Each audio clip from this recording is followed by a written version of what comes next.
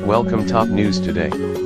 Houston, PA. It snowed the night before Conor Lamb's campaign rally, coating most of the 18th Congressional District and keeping some voters at home. But 70 loyal Democrats shoveled out and drove to the American Legion Hall to meet their candidate for Congress in a district that gave Donald Trump a 19-point victory in 2016.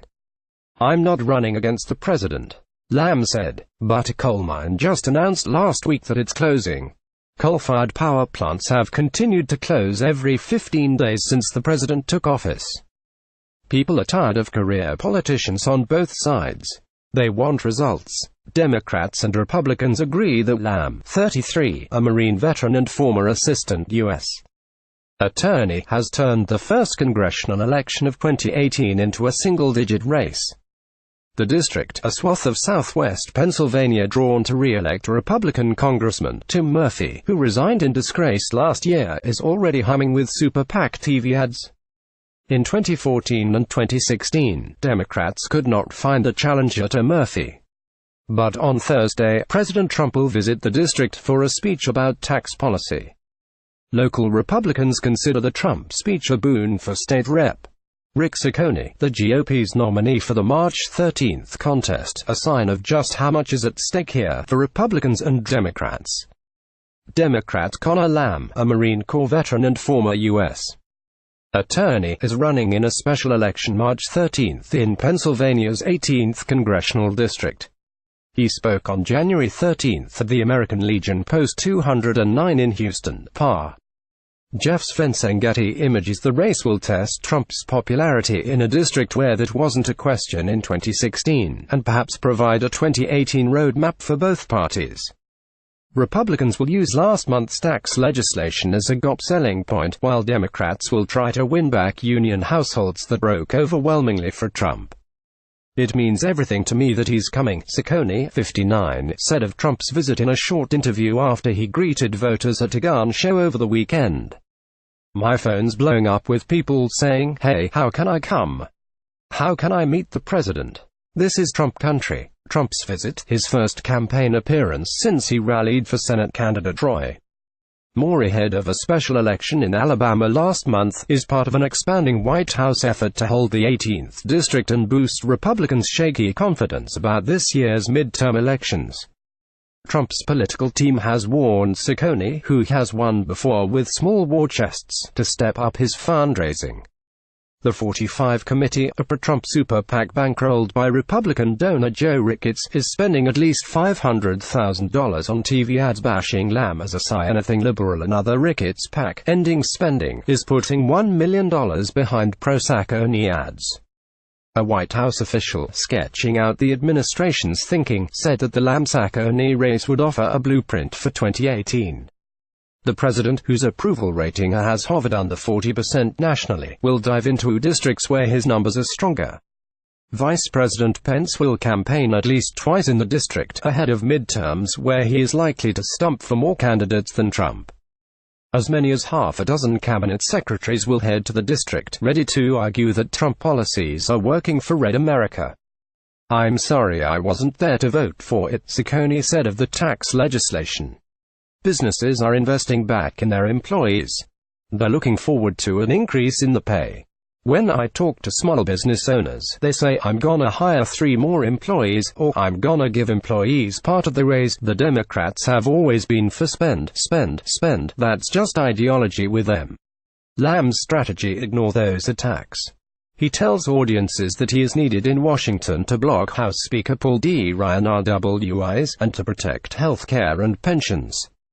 In early January, he said he'd oppose House Minority Leader Nancy Pelosi decaliff in any race for Speaker, a break from the National Party. Pennsylvania State Rep.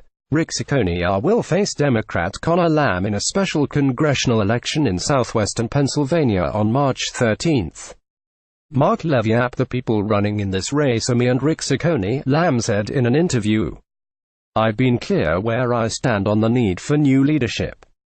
He has not, except to say that he supports Paul Ryan, who supports coming after Social Security and Medicare. "I think he'll have a lot of explaining to do about that." Lamb, a first-time candidate whose family is well known in the greater Pittsburgh area, is betting that voters who used to be loyal Democrats can be convinced to come home. As recently as 2000, the largely rural district backed a Democratic candidate for president. In voter registration, Democrats still outnumber Republicans by about 70,000. Like many of them, Lamb personally opposes abortion and supports gun rights. Even some Republicans acknowledge that Lamb has activated Democrats who had given up on the district.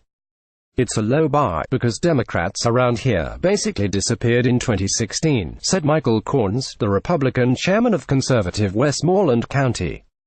I guess if they went anywhere with a Hillary sign or bumper sticker, it was just too brutal. On the stump, Lamb has opposed much of the GOP's agenda from the populist left.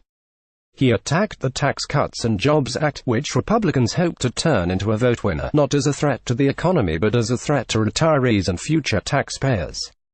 We could have had a tax cut, and should have had a tax cut, without giving away $1 trillion to the 1% and corporations, Lamb said after a rally here. And when I say they gave it away, the rest of us are going to have to pay for that in the future. They're going to come for Social Security. They're going to come after Medicare. My kids are going to have to pay off the debt. There was no reason to add $1 trillion to the debt to give people a tax cut. It's also not going to mean as much if people's premiums go up. Republicans, who beat Lamb onto the airwaves, have run the cycle's first pro-tax cut ads, arguing that the Democrat opposed money coming back to Pennsylvania families. The rest of the message is familiar from last year's special elections, but awkwardly applied to Lamb. Invoke Pelosi. Both the 45 Committee and the Congressional Leadership Fund (CLF), a super PAC aligned with Ryan, have responded to Lamb's denunciation of Pelosi by putting the Democratic leader's face in their ads. Whatever he says during the campaign has zero impact on the campaign we're about to run, said Corey Bliss, the CLF's executive director. In the 45 Committee's TV spot, photos of Pelosi and a tuxedo-clad Lamb are smashed together to make it look as though they're appearing at the same event. The photo of Lamb was taken at a Pittsburgh fundraiser for the Red Cross. The CLF, which has concentrated on a ground game more than TV ads, is distributing a door hanger that invokes Pelosi's name 3 times, says Lamb was part of Barack Obama's scandal-plagued and corrupt Department of Justice, and says that a vote for Ciccone would help stop Hillary Clinton, the 2016 Democratic presidential nominee, appears in the literature, Bliss said, because polling has found that she's almost as unpopular in the district as Nancy Pelosi is. Democrats don't deny that the national brand and many of their leaders are toxic in places such as southwest Pennsylvania. In interviews across the district, Republican voters winced or laughed at the mention of Pelosi. Several times, they quoted Pelosi's 2010 promise that the Affordable Care Act would become popular after voters saw its effects, a quote often mischaracterized to imply that Pelosi kept the bill's contents secret. I'll never forget how she said they had to vote for the health care bill so they could see what was in it, said Keith Moore, a gun range manager in the small city of Latrobe. Lamb, who both sides agree has probably outraced Ciccone, has tried to turn the Republican ads to his advantage. At rallies and on Twitter, he has ribbed Ricketts, who owns the Chicago Cubs, by waving a Pittsburgh Pirates hat after the 45 Committee's ad went live. He asked donors to fight back against an out-of-state super PAC. Ciccone has given Lamb another populist opening, a chance to be the candidate of organized labor. Murphy, a conservative on most issues, had regularly won the support of the 18th District's unions by backing the priorities in Congress. Ciccone, who favors right-to-work legislation, has no shot at that support according to Pennsylvania AFL-CIO Secretary-Treasurer Frank Snyder. He never returned an issue questionnaire, leading the union to unanimously endorse Lamb. "Show me the jobs," Snyder said at Lamb's rally. "Bringing coal back again. They're closing down another coal mine. Bringing steel back. Where's the jobs?" Ciccone scoffed at the idea that Labor could swing votes against him. "The union members have always voted for me," he said. "Their leadership has never represented the members, and they know that." Corns, who said that the tax cuts had revved up loyal Republican voters, argued that the choice on March 13 would be even simpler. Lamb wouldn't support the president, and Ciccone would. He's the best candidate to connect with the Trump voters in Westmoreland and Washington counties, and that's the key to winning this district, Corns said. Democrats are trying to make this a race when I don't think there's gonna be much of one.